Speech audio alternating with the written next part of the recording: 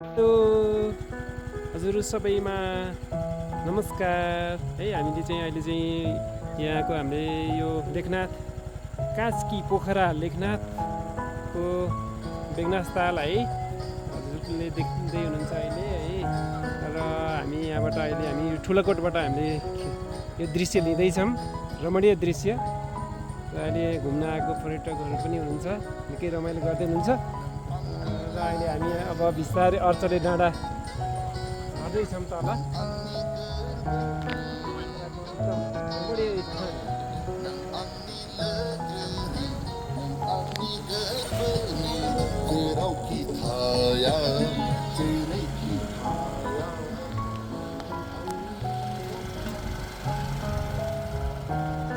यहाँबाट लमजुङको डाँडा देखिएको छ।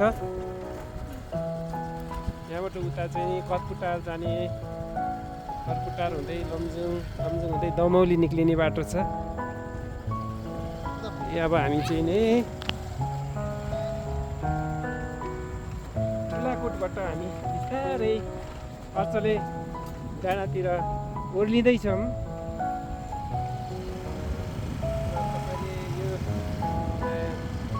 अहिले अलिकति बादल लागेको भएर हिमालको दृश्य राम्रो यहाँ देख्न सकिएन, तर पनि त्यहाँ पारिको सुन्दर ठाउँहरू चाहिँ यहाँ देख्दै हुन्छ, जो चाहिँ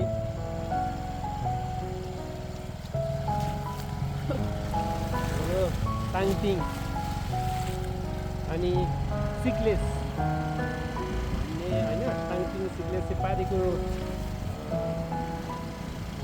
है अलिकति चाहिँ के यहाँबाट देखिन्छ। त्यो यो बादल लागेको साइडमा चाहिँ हो ताङपिङ सिक्लेस। निकै रमाइलो ठाउँ, यहाँ अलिकति मौसम खुल्दाखेरि अझै राम्रो देखिन्छ।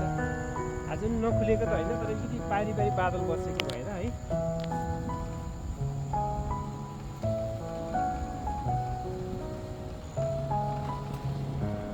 त्यहाँबाट पोखराको पुरै देखिन्छ है, बेगनास ताल देखिएको छ। अनि फेवाताल, यहाँबाट चाहिँ हामीले फेवाताल देख्न सकिन्छ। अघि हजुरले बेगनास देख्नुभएको थियो, अहिले फेवाताल, पोखरा सिटी।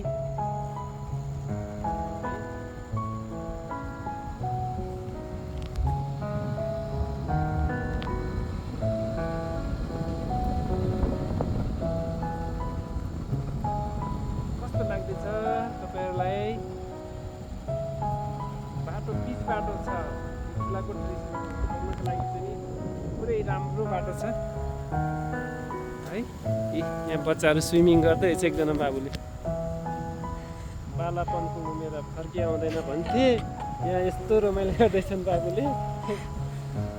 पहिला पहिला चाहिँ यसरी खाल्डो खनेर पोखरी बनाउने चलन एकदमै राम्रो, किनभने गाई बस्तुहरूले पानी पिउन पाउने, सानो बच्चाहरू खेल्न पनि पाउने, रमाइलो। बोटबिरुवालाई चाहिँ जरामा पानी पाउने ठुल्ठुलो रुखहरूलाई। यहाँ चाहिँ हेर्नुहोस् सोमीको रुख रहेछ चौतारा। अब यहाँबाट अब शान्ति मैदान भन्ने यो गाउँ हो, निकै राम्रो रमणीय ठाउँ छ। यहाँ पर्यटकको लागि टुरिस्ट हाउसहरू पनि छ यहाँ माथि। अति सुन्दर गोलघर।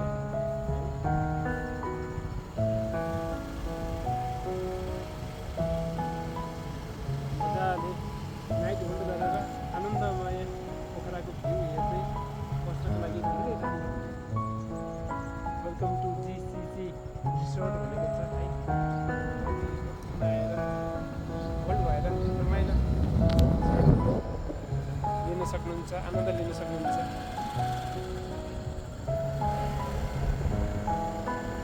यो माथिको चाहिँ नि ठुलाकोट डाँडाको चाहिँ नि यो भ्यू हो। अहिले हामी यहीँबाट आएको। माथि मन्दिर छ है, भ्यू पोइन्ट छ। यहाँ चाहिँ हजुरलाई सानोतिनो खाजा घर पनि छ। अनि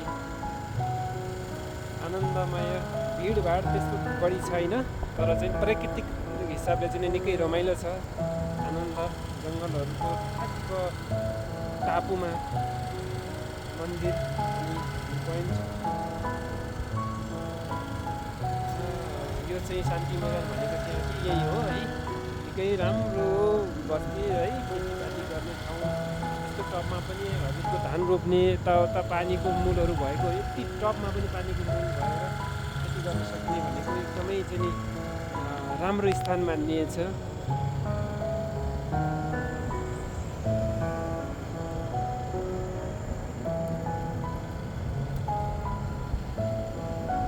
गाउँ जाने ढलान बाटो पनि रहेछ टक्क।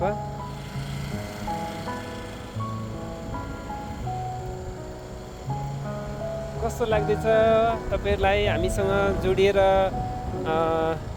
यो भ्यू हेरिराख्ने सम्पूर्ण दर्शकहरूमा धेरै धेरै सम्झनासँगै यो भ्यू देखाइरहेका छौँ। हेर्नुहोस् यहाँ मङ्कीहरू पनि रहेछ।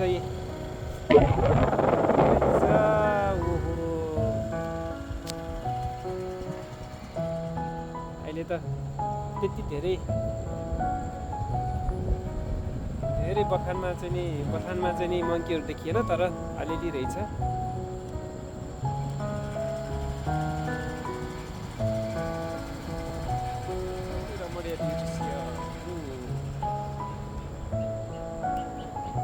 एकचोटि घुम्नै पर्ने, पोखरामा बसिसकेपछि, पोखरामा छिरिसकेपछि घुम्नको लागि यो ठुलाकोट रिसोर्टमा चाहिँ, यो ठुलाकोट चाहिँ नि भ्यू पोइन्टमा है, रिसोर्ट भ्यू पोइन्टमा चाहिँ आउन चाहिँ एकदमै चाहिँ नि जरुरी देखिएँ मैले चाहिँ।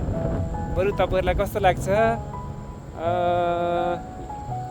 एकचोटि चाहिँ नि पक्का आउने प्रयास गर्नुभयो भने पक्का पनि राम्रै ठाउँ रहेछ, घुम्न लायक ठाउँ रहेछ भन्ने हुनेछ हजुरहरूलाई।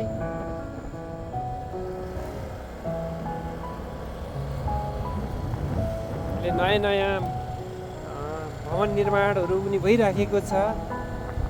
यस्तो मन्दिरहरू त्यो पारी डाँडामा।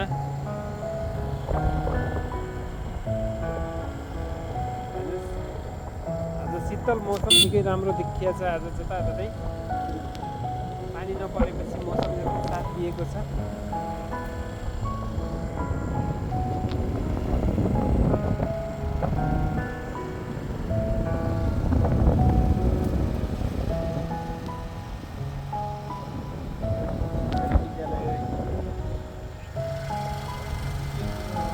आर्मी ब्यारेकबाट विजयपुरको पेट्रोल पम्प, आर्मी ब्यारेकबाट कालिका डाँडा आउने, कालिका डाँडा हुँदै फेरि कलकुटार जाने यो ठुलो बाटोमा हामी जोडिन आइपुग्दैछौँ।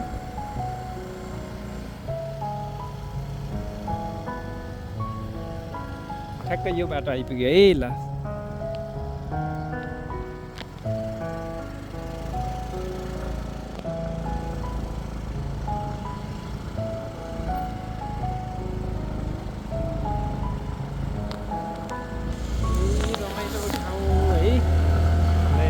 बाटो त अब हामी ठुलो बाटोमा आइपुग्यो, जो कि कलकुटार जाने हाइवे, लमजुङ जाने हाइवे भनौँ, पोखरा विजयपुरबाट।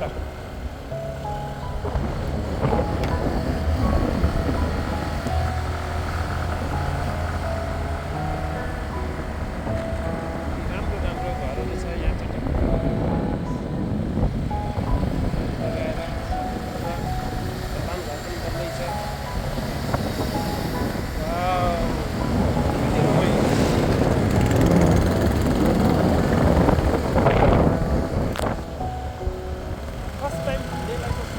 लाग्ने छ यो ठाउँ है। हेर्नुहोस्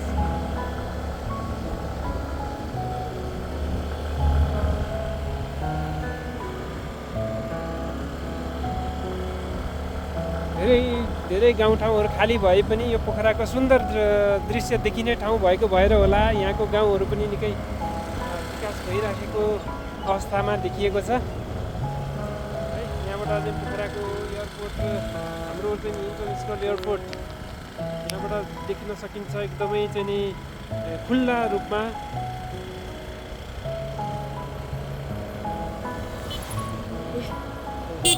साथीहरूले पुरा रमाइलो इन्जोय गर्दै जानुभएको छ।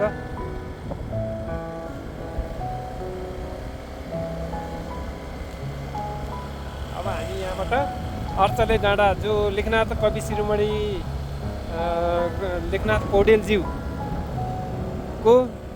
जन्मस्थल अर्चले डाँडा यहाँ ओह्राली चोकबाट हामी झर्नेछौँ र त्यो अर्चले डाँडा हुँदै हामी फेरि अर्घौँ तल अर्घौँ बेसी झर्नेछौँ है।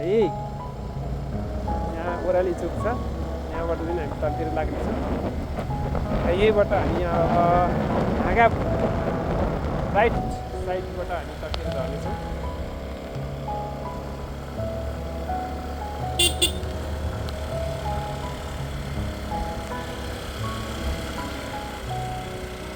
यहाँबाट माथितिर चाहिँ नि लमजुङ जाने माथितिर होटेलहरू पनि छ, राम्रो राम्रो दृश्य भ्यू पोइन्टहरू धेरै छन्। ल अब हामी चाहिँ नि अर्चले डाँडातिर झर्दैछौँ ओह्राली चोकबाट।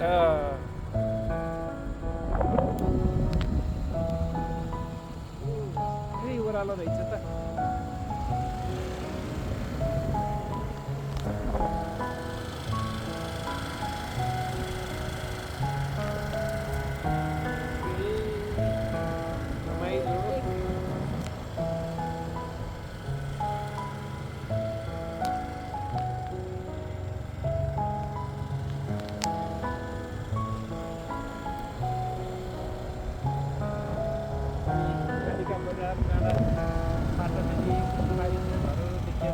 कालिका बजार भयो अनि यताबाट ओह्राली चोकबाट तल आउँदैछ निकै बाटो, ओह्रालो बाटो, तर बाटो राम्रो छ, ढलान मतलब पिच बाटो छ, त्यस्तो चाहिँ नि अवरोध आउने कोही छैन, राम्रो। अब यतातिर डाँडामा त्यति हाइटमा डाँडाको हाइटमा पनि हामीले यहाँ पानीको मूल भेट्न सक्छौँ। अहिले हामीले चिसो पानीको मूलहरू पनि हामीले देखाउनेछौँ।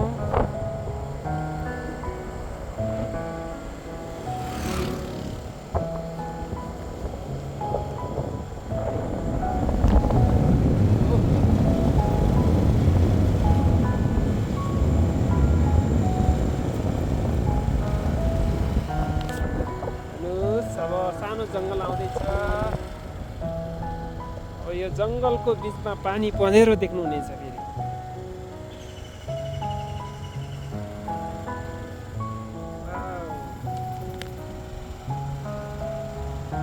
पिउने पानी ट्याङ्की पनि निर्माण भएको रहेछ सोमी रुखको फेदमा।